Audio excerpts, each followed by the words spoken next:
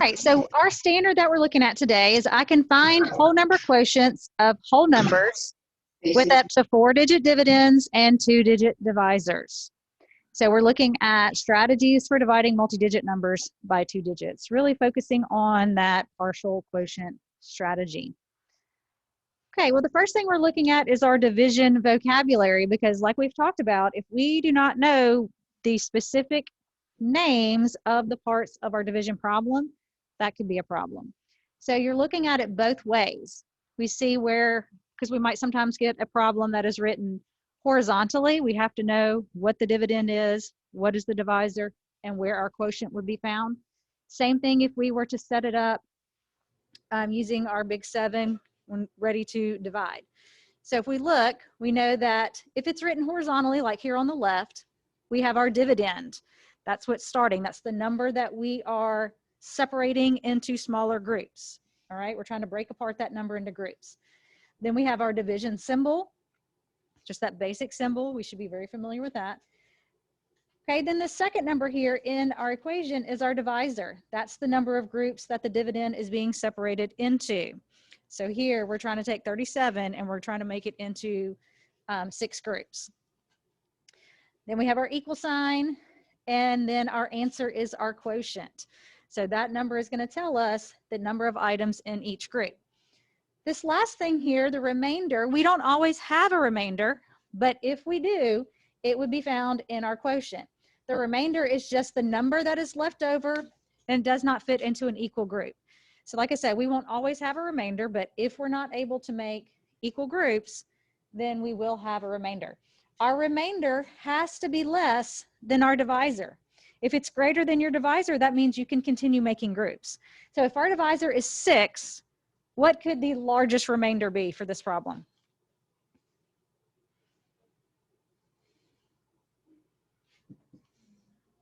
It can't be over 6. So what's the highest number that can't go over 6? 5. So the greatest remainder that we could have is 5. But here we have a remainder of 1. So over here on the the right-hand side, this is how we would actually set up our problem to work it out. So 6, that is our divisor because that's the number of groups that we're dividing into our dividend. So our dividend is here inside the box. That is what we are trying to separate into those smaller groups. Our division symbol looks a little different here. It's the green symbol. You know, kind of looks like the house that our dividend is in. Then we see our quotient here goes up at the top. That's letting us know the answer, the number of items in each group. Okay, so our remainder is down here at the bottom because as we subtract, if we have something left over, something greater than 0, then that means that we have something left over and we're not able to make equal groups. So one thing that we do need to make sure that we do is when we work out our problem, if we do have a remainder, we want to make sure that when we write our answer, that we want to include that remainder. So we would put R for our remainder and 1. So this would be our entire quotient, 7 remainder 1. If I'm looking at this problem and I just see 7 up at the top, I think 7 is your quotient. So make sure that if you do have a remainder, we include that remainder at the top. Okay, so division using partial quotient strategy. So the partial quotient strategy can be used as an alternative to long division. We don't technically learn long division in 5th grade. In 6th grade, that's a 6th grade skill. This strategy uses multiples of 10 to find parts of the quotient until the problem is solved. So we're using those facts that are easy for us to use to help us find parts of the quotient one step at a time until we're able to not make any more groups. So we're going to take a look at this video clip, division using partial quotients.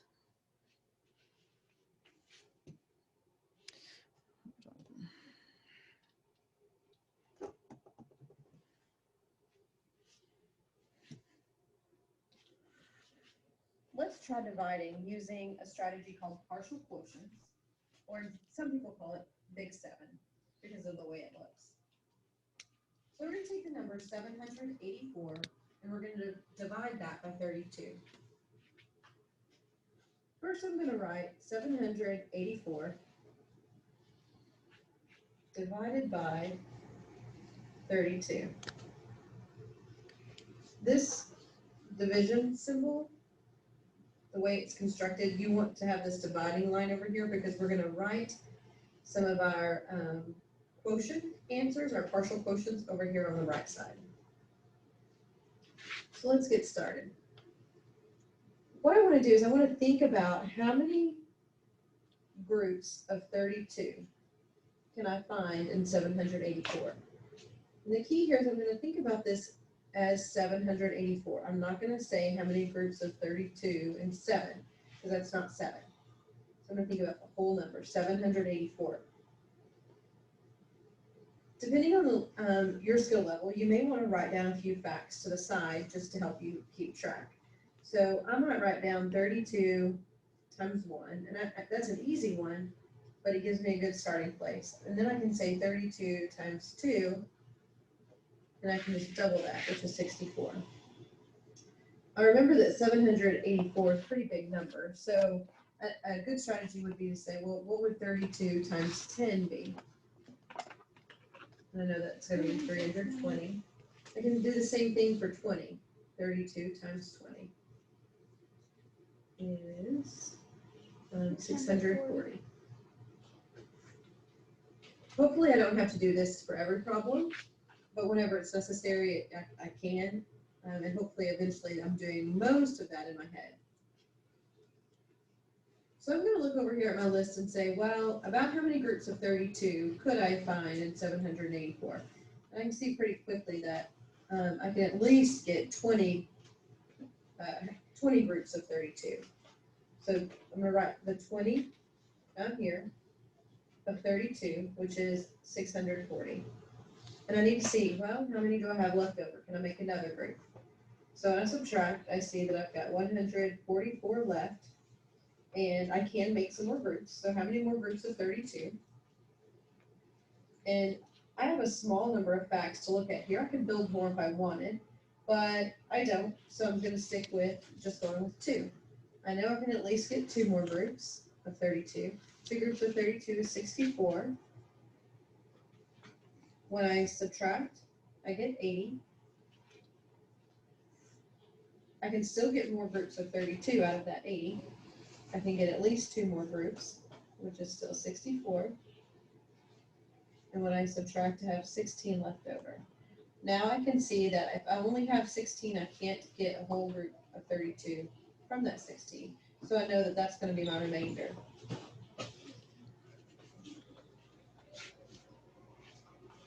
My quotient is over here on the right. 20 plus 2 plus 2 is 24. So 784 divided by 32 is 24, remainder 16. All right, For our current let's talk about test, how we could check this using problem. Let me get back to it since For our current 6th grade test. okay. So if we wanted to check this problem, we know that we could check division with multiplication. So let's talk about how we would check a division problem with a remainder. So what would we need to multiply to begin checking? What do we always start with? Or what? 32, which is our quotient. And we're going to multiply 32 times 24 because that's the quotient we just came up with. So we're multiplying this to see if we can get our dividend, 784. So what are we going to multiply first? 4 times 2 equals 8. Then we multiply 4 times 3, which equals 12. Then we tick, tack, 0. Then we multiply, which is 4. Then 2 times 3. All right. So let's add 8 plus 0, 2 plus 4, 1 plus 6. Okay, so usually whenever we're checking multiplication, checking our division problems with multiplication, we would stop here. But because we have a remainder, we have one more step that we have to do. So we're going to take the 768 that we just came up with when we multiplied, and we're going to add our remainder back. So we need to add 16. 8 plus 6 equals 14. Then 6 plus 2. And then 7. 784, is that our dividend? Yes. So we just have to remember that if we do end up with a remainder, we have to make sure that we add that remainder back before we're finished to seeing if our answer is correct.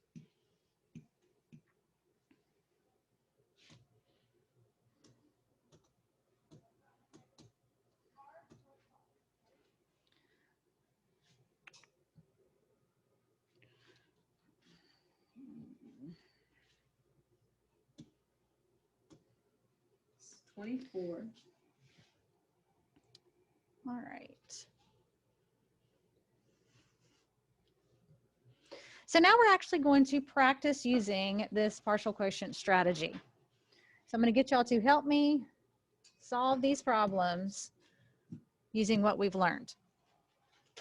So we have 810 divided by 30. So dividing by 30 shouldn't be as difficult because it is a multiple of 10. So that makes it a little bit easier. So I have written over here helpful facts. So the first thing we have to do is actually list those helpful facts. So we are dividing 810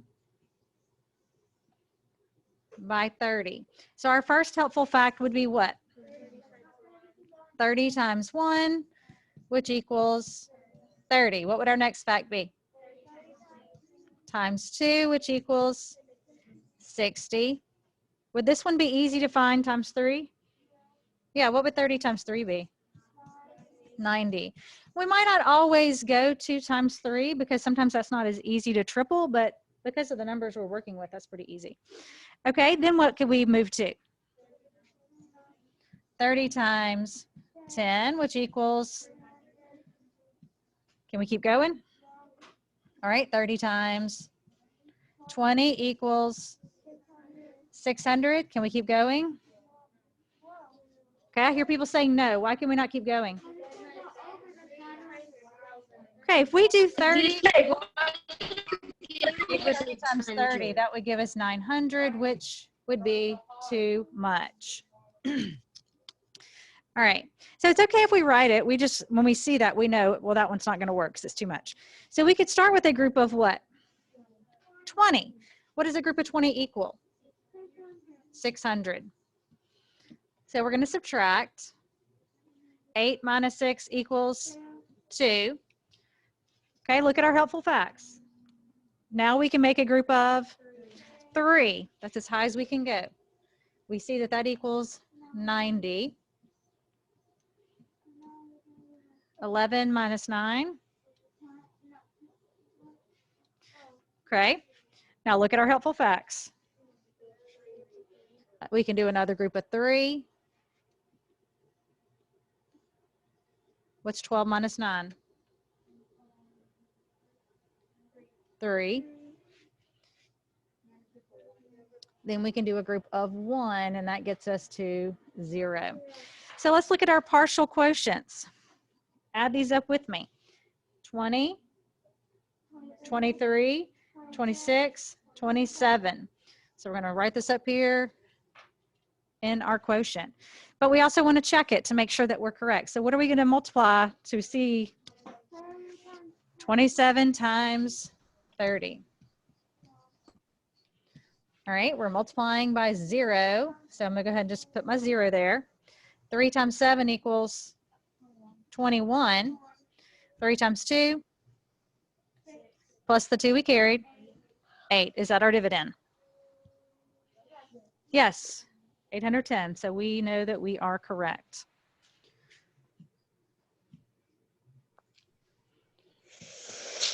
Okay, look at our next example. We have a little larger dividend. We have a 4-digit dividend, 6,356 divided by 25. So first thing we need to do is write down our problem. We're dividing 25 into 6,356. Now we're going to do what? Write our helpful facts. What's our first helpful fact? 25 times 1, which equals 25. Then what?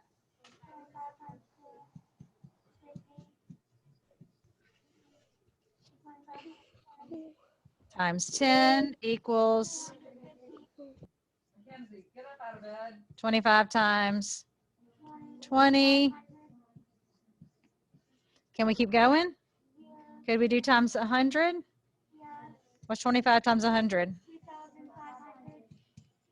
Okay, because we're dealing with that 4-digit number, we can multiply by 100 and make our group of facts, our helpful facts, a little bigger. Can we do 25 times 200? What would that equal? All right, so we have a good group of facts here that we can get started with for our division problem. So looking at our helpful facts, we can see that we can start with a group of what? 200, because that equals 5,000. All right, we subtract 6 minus 0, 5 minus 0, 3 minus 0, 6 minus 5. All right, so we have 1,356. Okay, we can do a group of 20. If I wanted to, could I go ahead and do a group of 40?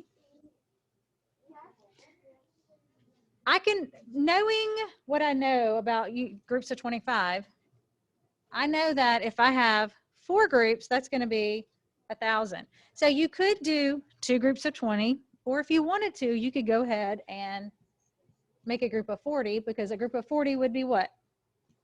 1,000. And that's the thing with partial quotients. You might decide to only use those helpful facts that are over there, which is fine. Your neighbor might decide to use a group of 40 like we are here, seeing that, oh, I could easily double that. So if we double 500, that would be 1,000. So we would need to double our groups, and that's where we're getting the 40 from. So if we subtract 6, 5, 3, we have 356. Then we can make a group of 10, which equals 250, 5 minus 5, 3 minus 2. Okay, we have 106. So how many groups could we make?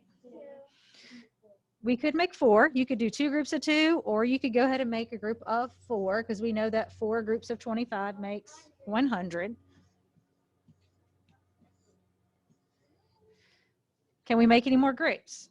No, so 6 is our what? Remainder. So help me add up our partial quotient. So we have 200, 240, 250, 254.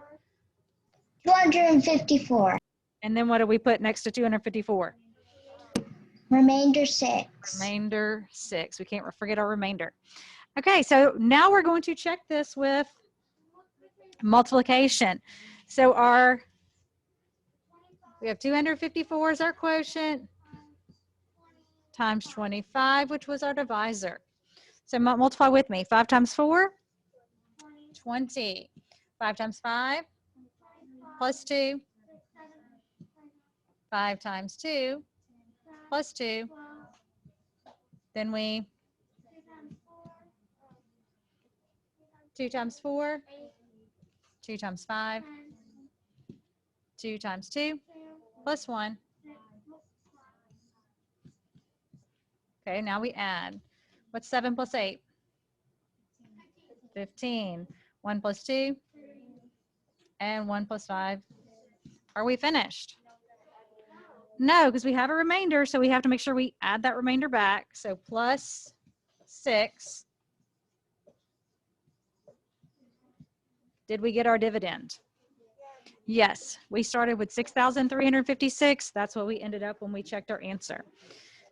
Okay, so we know that we're correct.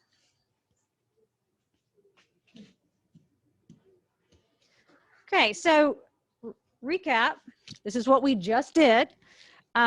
In order to solve using partial quotients, first we have to make sure we write our problem using what we call the big 7, only because it looks like a 7.